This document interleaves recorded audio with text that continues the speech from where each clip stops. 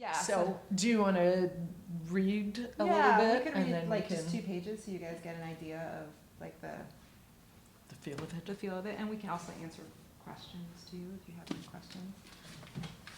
I left my glasses downstairs. We're gonna see how this goes. I'm like newly blind this year. I've never been blind before. This is mortifying. Okay, I should have it memorized by now. So this is just the first 2 pages, so it doesn't really need an explanation. This is just Mazie's diary, March 9th, 1939. Fanny brought one of her fancy friends down to the theater last night. First she handed me a beer, then she had me shake his hand. Bribery. He gave me a cigarette, the first one I've had in weeks. It tasted as good as I remembered. All of these things I'm not supposed to be having, and there I was, having them. Rosie would kill me. We smoked for a minute, shooting the breeze. Then the fella told me he was there on a mission and he wouldn't take no for an answer. He wanted me to write a book about my life. I said, who cares about my life? I just sit in this ticket booth all day. And he said, plenty of people care. You run these streets. Fanny stood back, quiet, unlike usual. She was watching the both of us, or maybe it was only him. She likes these young boys around, and I guess I can't blame her. I'll hand this one a few points for his looks. He was real slick tan, a Mediterranean fella in a bespoke suit. He's 25 if a day, but it didn't matter. He carried himself like he'd known everything about life since birth. It must be so easy to have all the answers already. It must be so easy to think you know the truth. I said, I'm not so interesting. It's the bums that have the real story. And he said, no, the bums are interesting because of you. If he can't see why they're worth talking about, then what kind of story would he want me to tell? 10 years of my life I've been helping those bums. I couldn't ignore them. And this guy with his suit and his hair and his eyes, he wants me to forget their names. I started closing up shop, counting the change I'd already counted, just so he'd get the hint. Fanny said, I'm sorry I brought him here. I said, everyone's welcome at the Venice Theater, even the snobs. He said, you have a story to tell. I'm never wrong about these things. You're the queen, so tell the story of your kingdom. That cigarette was perched on his lips like it was part of his flesh. I wanted 100 more of them, but the doc says no. He slid his hand through the slot of the cage before he left. We shook, but then we still kept holding hands, and it made me feel young again under my skin, like I was a piece of ice melting in the sun, just a pool of me left behind. We stood there like that. He held my hand, I held his. I'm a sucker, an old lady, a fool. He said, think about it. Then this morning I dug you out of the closet and dusted you off. So all right, I'm thinking about it. Okay. And it only gets better. Really, really good. Okay. So mine does need a little bit of explanation. So my main character, Alize, is living in New York City in 1939, and so the book it's about a lot of things. It's about art, it's about mental illness and creativity, it's about this present-day character, an artist trying to find themselves, and it's also about the politics of the world in 1939. And so Alize is trying to get her French family out of German-occupied France by getting them visas. And it is really, really hard because the government is set up in such a way that the visas are not being distributed even though Congress had already approved these. There's a man named Breckinridge Long who is the villain. I read about him, and he's like such a bad guy.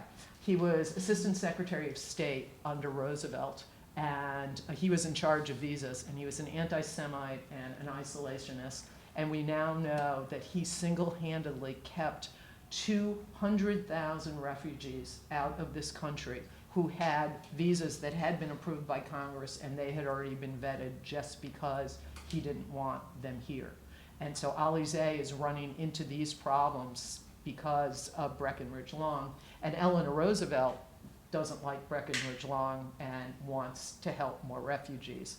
So this is a letter that Alize receives from her aunt, who is trying to get out. And then there's a piece of Eleanor talking to Franklin about the refugees. So this letter is dated 1 July 1940. My sweet niece, Uncle has not returned, and now Henri is gone too. We have had no word from Babette.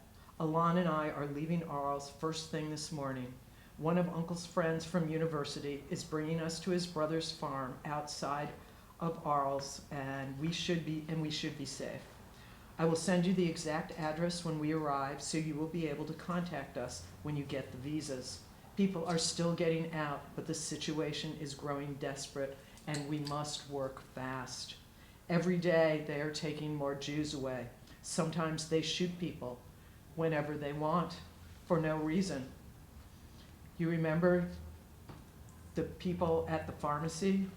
Jean Plante, old Mrs. Lunel, all gone just in the past week. We think to Drancy. So many others too. The rabbi and his family have disappeared. There are terrible stories about trains going from Drancy to labor camps in Poland. I am sick with despair and worry, but try to stay brave for Elon. I am sorry to burden you with all this, but it is vital you know what is happening so you can tell people in America. All of the rumors you hear are true, even the ones you cannot believe. And there is worse to come. Of this, I am sure. I cannot tell you how relieved I am that you are safe in New York. If only we had understood the danger and left earlier. But please do not despair, and please continue to pursue the visas. Even though it is more difficult now, I believe once we have all the papers in hand, we will be able to come to you. I have always loved you, my Alize, deeply, completely as a mother, and I always will.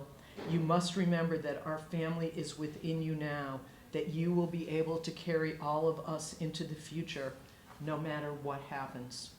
Now, we no longer just need visas from America. Now we need the United States to come to our aid. There will be horrors beyond anything anyone can imagine if your President Roosevelt does not declare war on Germany. There may be these same horrors, even if he does. I find myself unable to pray, for a God who would allow this to happen is no God of mine. I cry for my babies. I cry for the world. And this is a part of a scene with Eleanor talking to Franklin just about the same time about this issue. It wasn't often that Eleanor had the opportunity to be alone with Franklin. He was consumed with the war in Europe and the looming election, neither of which was going well. At first, seeing exhaustion written all over his face, she tried to keep this conversation light, talking about their daughter and an upcoming state dinner. But things were too dire for idle chit-chat, and she was bursting with fury at Breckenridge Long.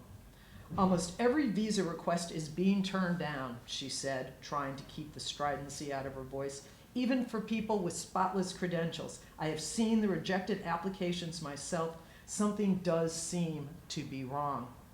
What does seem to be wrong? Franklin asked. Your SS Kwanzaa passengers got their visas. They weren't my passengers. They were Jewish refugees from occupied France, and there are only 80-some-odd souls out of the tens of thousands who need our help. They were allowed into the country, he said stiffly, only because we went around your friend Breckenridge Long. Breckenridge Long is just doing his job, what he thinks is best for the country.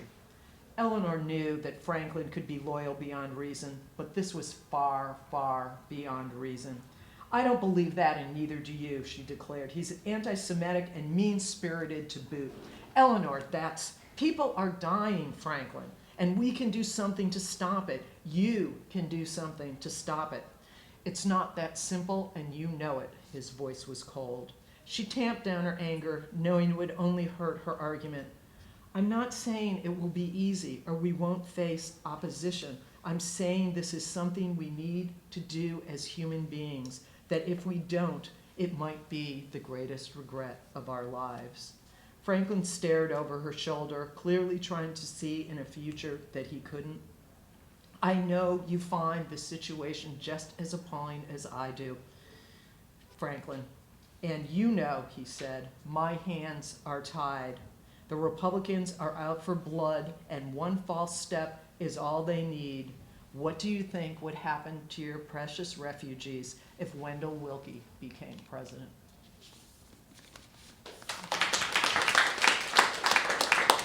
You want to write a whole Eleanor Roosevelt novel, don't you? I do, Yeah. yes. It was You love her. It was so much fun being her. Yeah.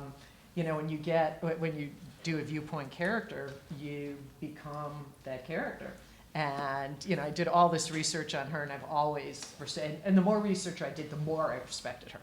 And she is just so cool. I mean, she would be president. Another thing that this book is about how the historical moment affects an individual.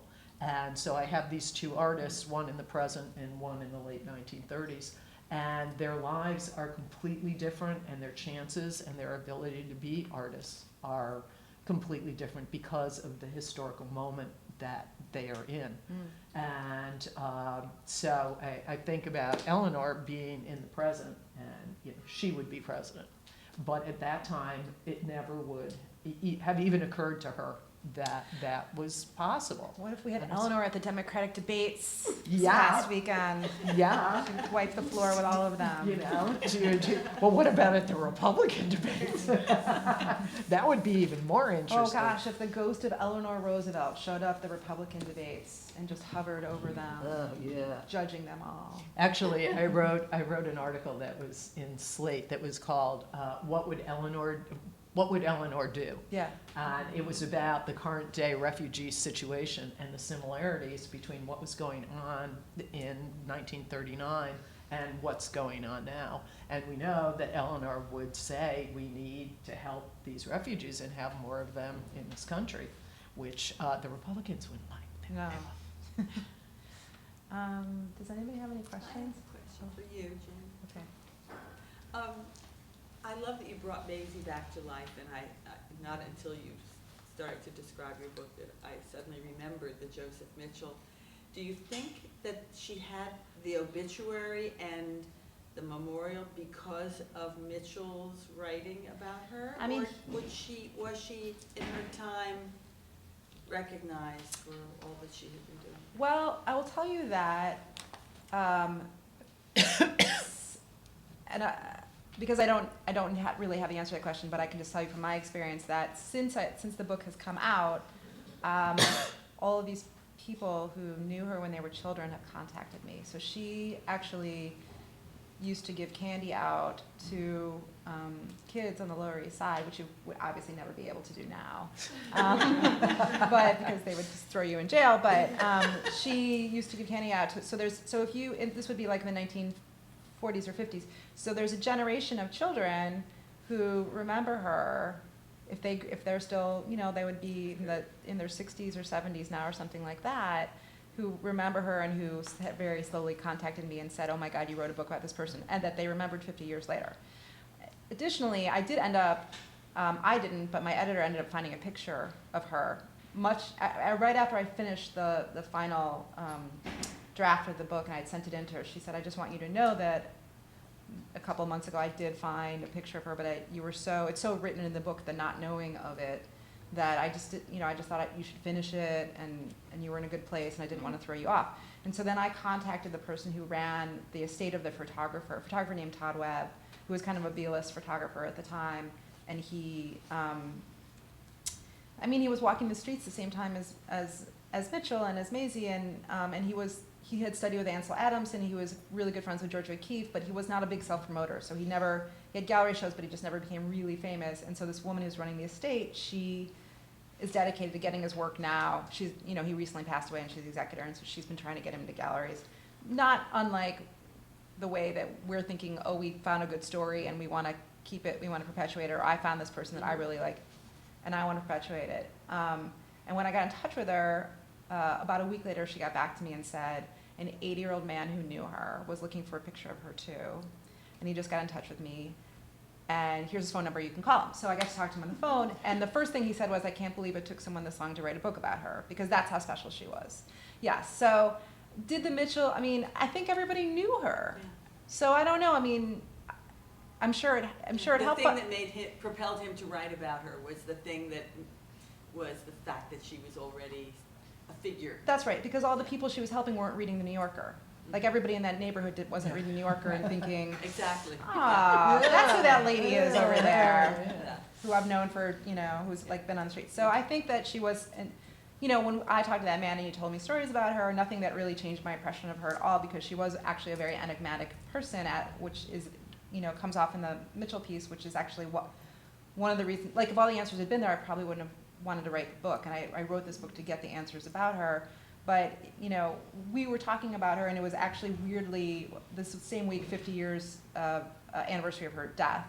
And we were gossiping about her like we'd seen her last week. And I, of course, have never met her. She only lives in my imagination. And he hadn't seen her in 50 years. Oh, you've met her. And she just, and she, That's fantastic. yeah, and he ran a flower shop on Hester Street, and he said she used to come in and shoot the breeze. And so, like, that's how strong, to me, how strong her spirit was, that I would like to think that you don't need a Mitchell, you don't need to be in the New Yorker to be remembered.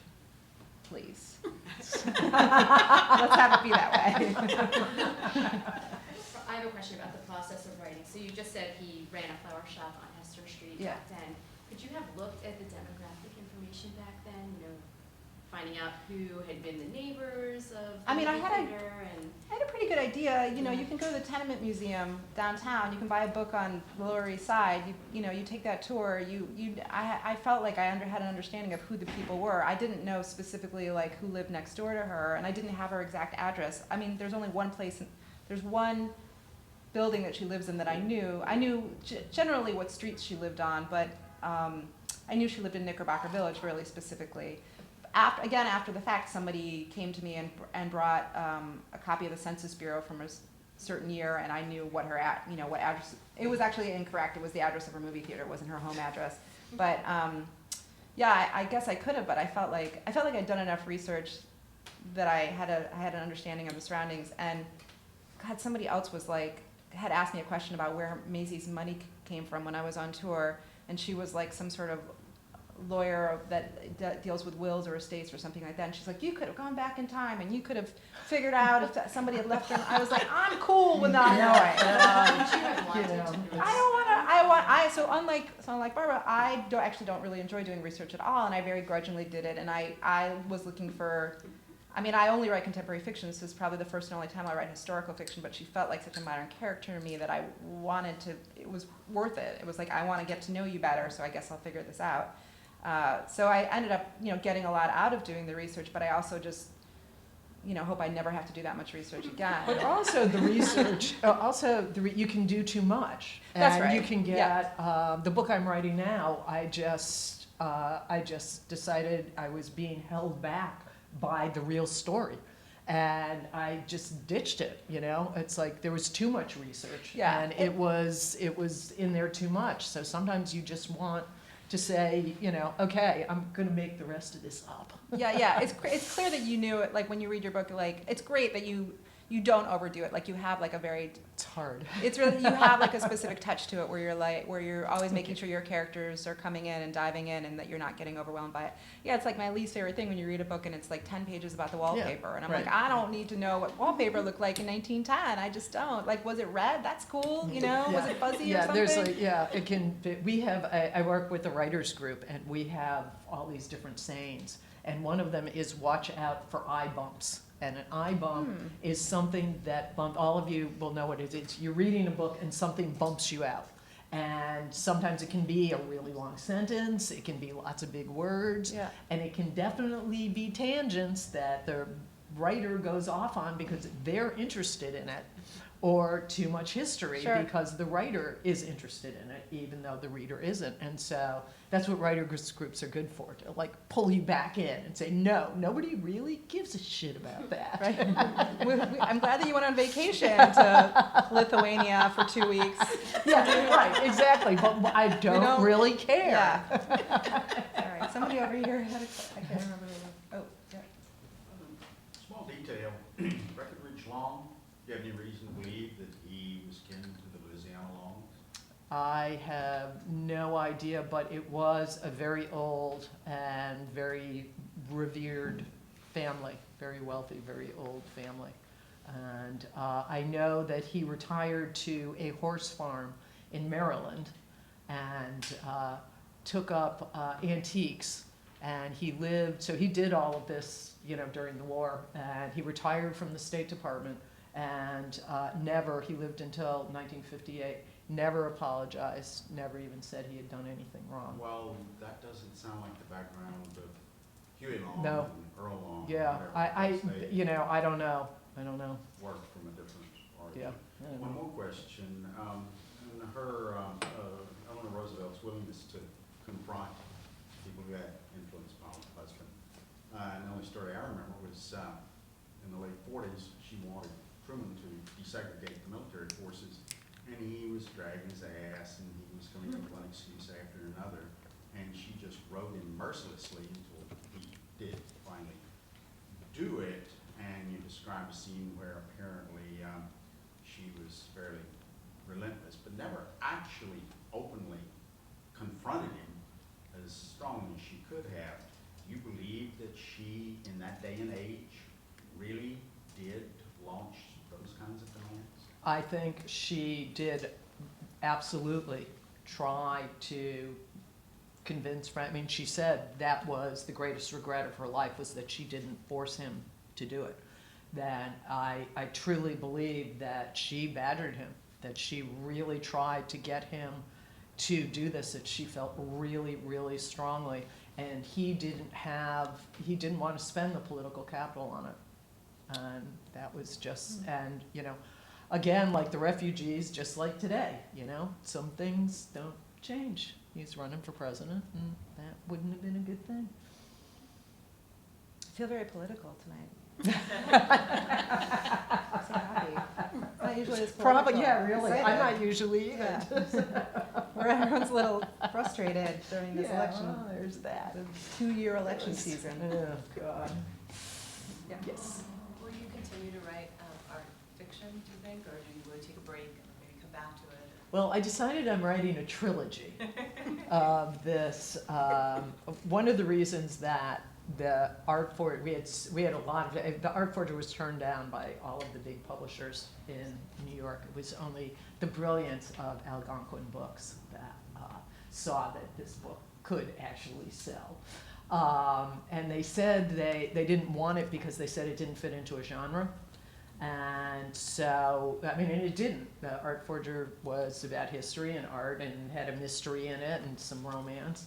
And so the Muralist also has history and art and a little bit of romance and mystery. So I've decided I'm creating a new genre. And What's so it the called? book I need a good name. I'm not good at these names. Yeah. Need a good name. And my new book is also about art and history. It takes place in Paris and Philadelphia in the 1920s, and it's about the post-expressionists and early modernists.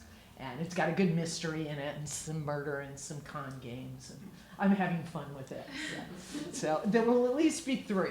Sounds great. Thank you. Anybody else?